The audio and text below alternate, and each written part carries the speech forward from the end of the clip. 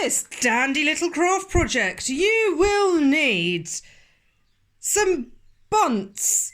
I am going to be making 7 bunts, so that will be a total of 14 pieces of triangular fabric, but I will show you how to make a template for them shortly. You'll probably need about 80 centimetres by 115 centimetres, so just shy of a metre of fabric to make your bunts, and 2 metres of tape. I did create a little YouTube tutorial when I was doing this scrubs video, how to make tape. When I was doing this scrub bags, video, how to make tape. So there is that on our YouTube channel. But I'll just show you a quick hack now. So some of you guys were talking to me about this hack that you guys probably saw, about popping a couple of pins into fabric and using that to turn the binding. So I thought I'd give it a go, because I normally just fold my knit in half and press. So I thought it's okay, you just need to keep your eye on it. If anyone's ever used any binding makers, then it's a pretty similar principle, but as you can see, it does go wafty if you do not keep your eye on it. If you want the full tutorial on how to make it like this, you can probably find it on YouTube. In fact, I'll try and find the lady so I can credit her on our Facebook page.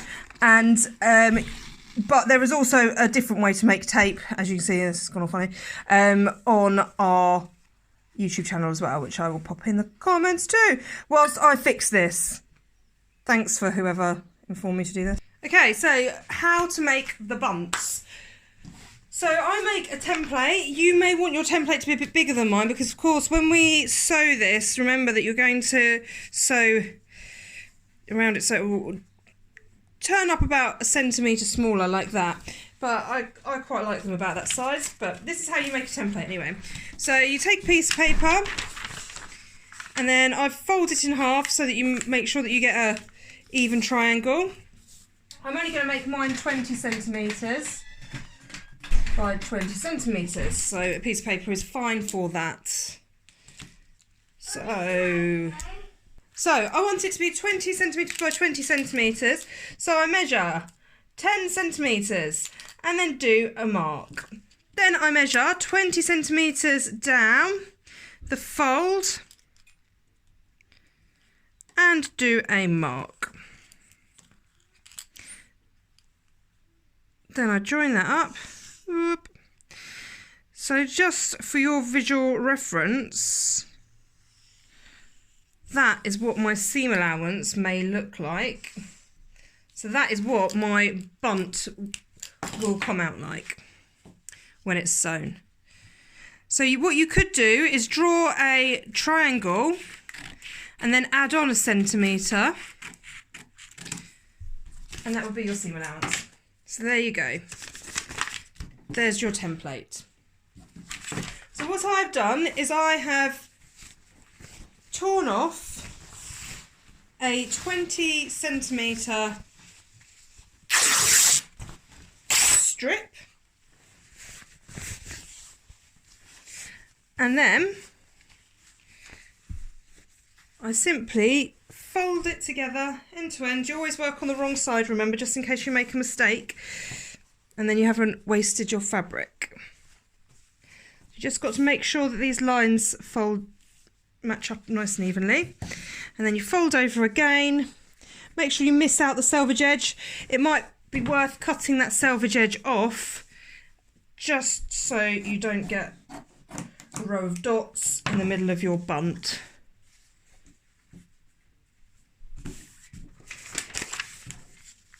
And I've got my template. I'll just pop it on there. Be mindful if you've got a directional print, which way your print is going. Now I just draw around my bunt. Better than that.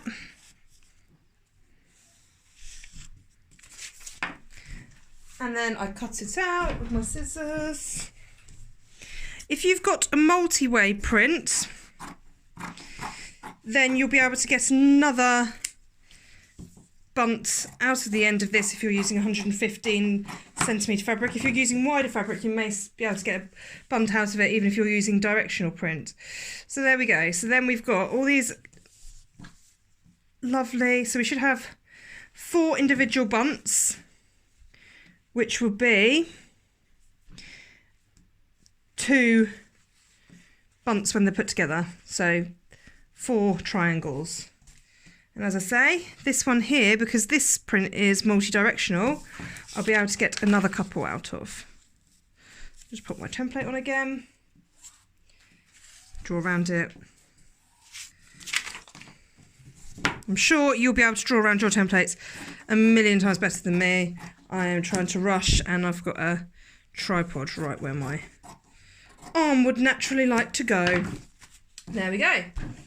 So once you've got, so I'm using 2 meters of tape that I have now expertly created. So I think I want 7 bunts. So I need 3 of one colour and 4 of another colour. So that would be 6 sides in one colour and 8 sides in another colour. Once you have all that ready, you'll be ready to sew. The next step is to sew all of the pieces of bunting together. So if you cut how I suggested, then all of your pieces should be right sides together already and in the right position, so they're exactly matching up, because that's how we would have cut them together. So my machine is just on a standard straight stitch. So I pop it in, pop the press foot down, and I do my secure stitch front and back, and I use the edge of the foot as the guide for my seam allowance.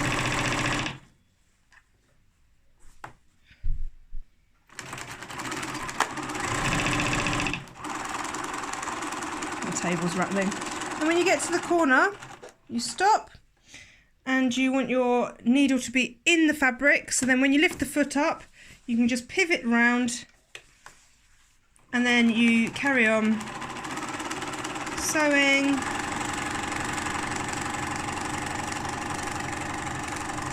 till you reach the end, and then you just do your securing stitch to finish and trim your threads off. And then you do that to your next lot of bunts. Once you've sewn all your bunts, I think most people call them flags, but you know, then you just simply chop off the corner there. That helps to reduce the bulk when you turn it the right way round, and you get a better point. So that's what we're going to do now, turn it round.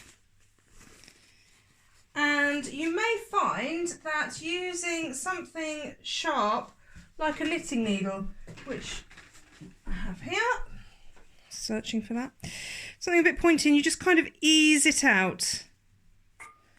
Ease it out, so.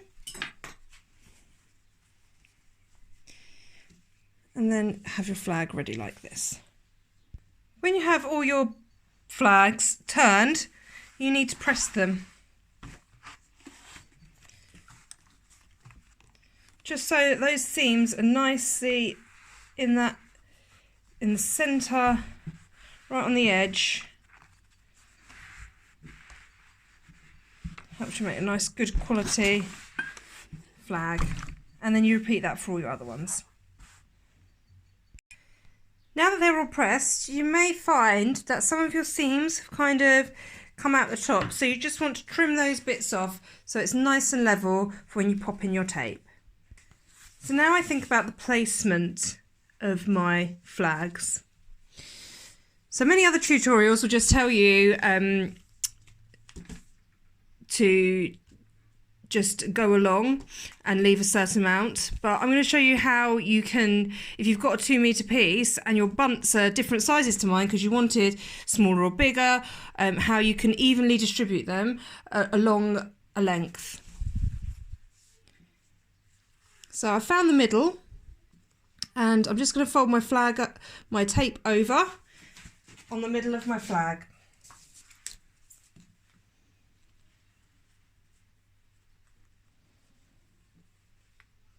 If you are doing this off of a roll of bias binding, or some twill tape or something like that, then you probably wouldn't need to follow this because you can just chop it anywhere.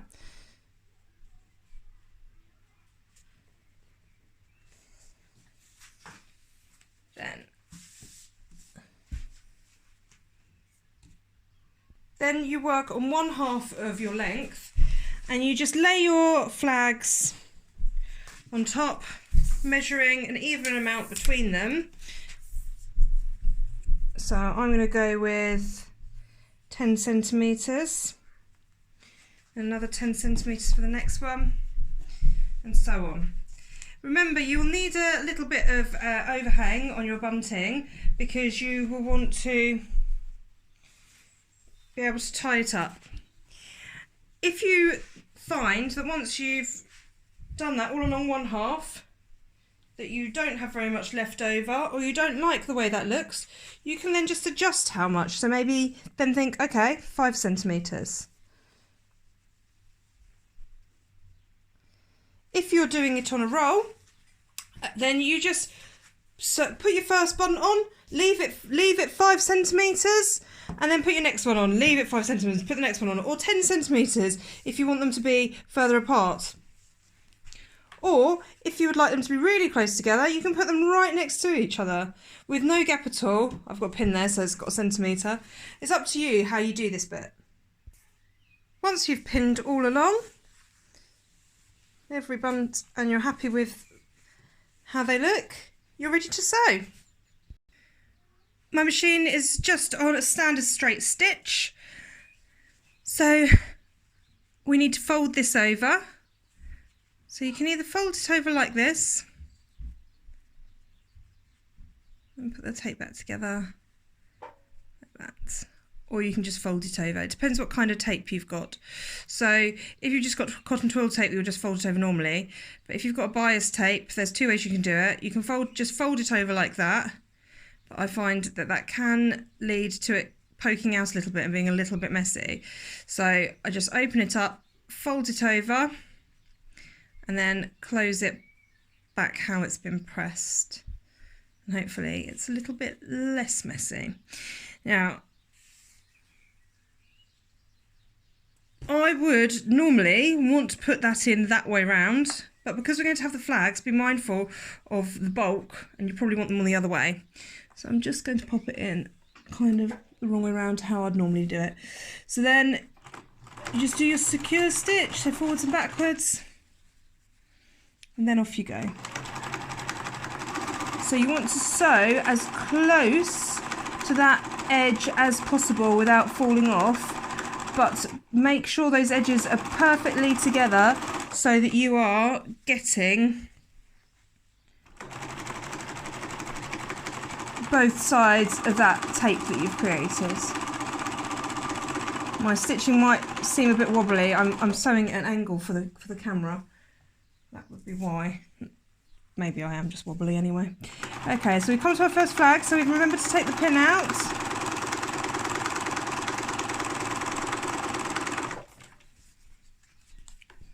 And then we've got another pin there.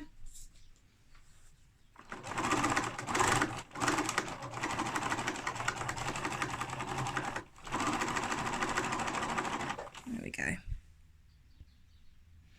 Just changed my angle. It might not be easier for you to see, but it's certainly easier for me to sew. And I'm sorry about my table, which has started clicking and clackering. Maybe I've not done any of these tutorials on full speed ahead before.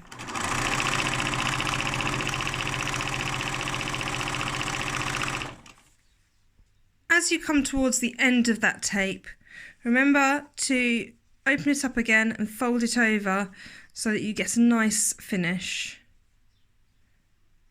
Just show you again. I'm not sure I was in shot then. Fold over.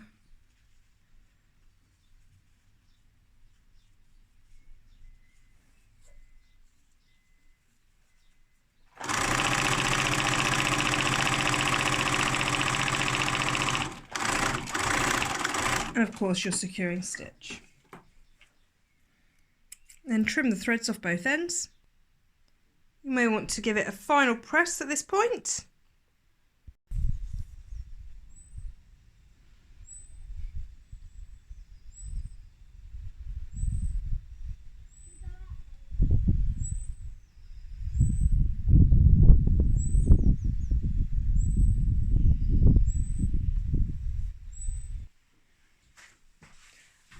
you go. And that is a 2 metre length of bunting. So if you want to make more of that, then you can just double that recipe, triple, quadruple, whatever you want. And if you want to make smaller flags, then just make a smaller template. I hope you enjoy this one. Thank you very much. Bye.